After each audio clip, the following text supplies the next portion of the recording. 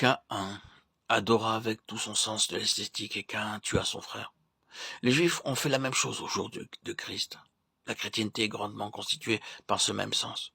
Son architecture, ses rites, sa musique, ses ornements, ses effets de lumière ou d'ombre, ses notes, son atmosphère, ses vêtements et ainsi de suite. Tout cela vient de l'âme. Mais Caïn n'est pas arrivé à Dieu, et les Juifs n'ont pas satisfait Dieu. La mort spirituelle marque tout ce domaine, et bien que l'on puisse y avoir des émotions intenses qui créent des résolutions, des pensées élevées et des désirs, il ne se produira pas de changement véritable dans la nature de ces croyants, et il leur faudra des doses renouvelées de ces émotions pour maintenir une mesure de propre satisfaction pour l'âme et pour eux-mêmes.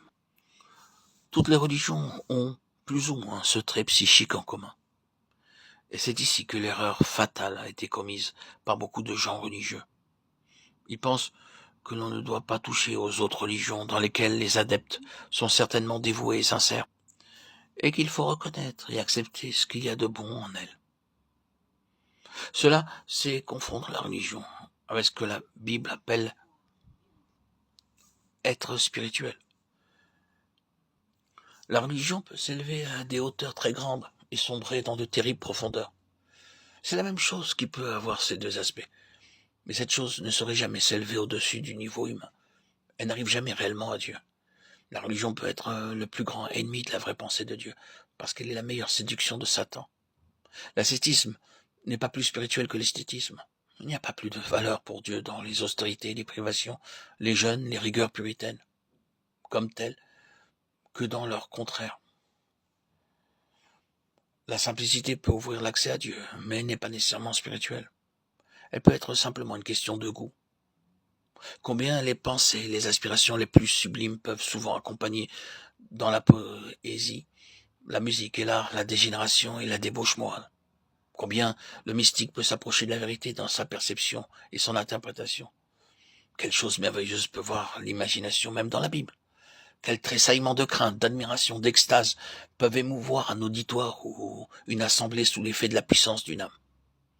Et il est possible que tout cela ne soit qu'un monde faux, sans résultat divin ou éternel. Tout cela ne peut ne satisfaire que cette vie terrestre, la tirer de sa monotonie. Mais tout finit là.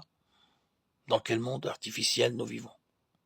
Nous voyons alors que la musique se répand, que les éléments romantiques sont en évidence, que les vêtements et les brillants et les personnalités humaines paradent. Combien l'orgueil et la rivalité s'affirment. Et quelle puissance de prétention pénètre dans l'atmosphère. Oui, un monde artificiel. Nous y avons été et nous connaissons les réactions qui viennent ensuite. Combien tout est vide, combien tout est vain. Un fruit de la mer morte. La tragédie dans ce mélodrame, c'est que c'est la vie véritable pour beaucoup. Ce monde de l'âme, c'est une imitation du diable. Tout y est faux, où que nous le trouvions, associé à la religion ou ailleurs. Ceux d'entre nous qui avons goûté aux sources de ce monde, nous avons connu la parenté qui existe entre ce qui se trouve là et ce qui est dans la religion en ce qui concerne la nature de l'âme. Ce n'est qu'une différence de royaume, mais non de nature. Une pure imitation de ce qu'est le diable, de ce que veut nous donner, nous inculquer le diable. Ce que produisent la musique et le drame du monde dans un sens, les émotions, les palpitations, les soupirs de l'âme, le pathétique, les larmes, le mépris, la haine, la colère, la mélancolie, le plaisir, viennent de la même source, mais dans un environnement différent et un autre cadre. Et le fait est que ces sensations passent sans que l'on ait fait un seul pas en avant. Une musique un peu meilleure, un autre prédicateur, un lien moins familier, quelques émotions nouvelles, stimuleront peut-être nos âmes. Mais où en sommes-nous après tout? Combien Satan doit rire derrière son manque? Le manque de l'homme, de l'âme, de l'esprit. Satan, masqué, nous manipule. Oh, avoir la réalité de l'éternel. Oh, que les hommes puissent comprendre que tandis qu'une âme élevée et cultivée, qui possède un sens développé de ce qui est beau et sublime, quant à ce qui touche à ce monde, est infiniment préférable à une âme sordide Ce n'est pas nécessairement une garantie que cette âme ait une connaissance personnelle et vivante de Dieu en tant que personne, et qu'elle soit réellement née de nouveau. L'occultisme, le pouvoir de voir plus profondément que les autres, de sentir ce que les autres ne sentent pas, de saisir ce qui est abstrait, de toucher les forces invisibles, ce n'est pas la spiritualité dans le sens divin.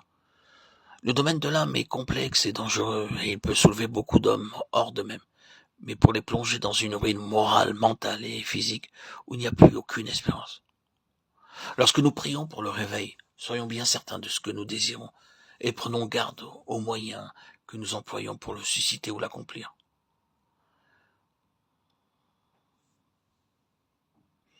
Tous ces stratagèmes, ces sensations fortes ne sont qu'un piège, un leurre, pour tromper l'âme, tromper l'homme. Satan se cache derrière tout cela.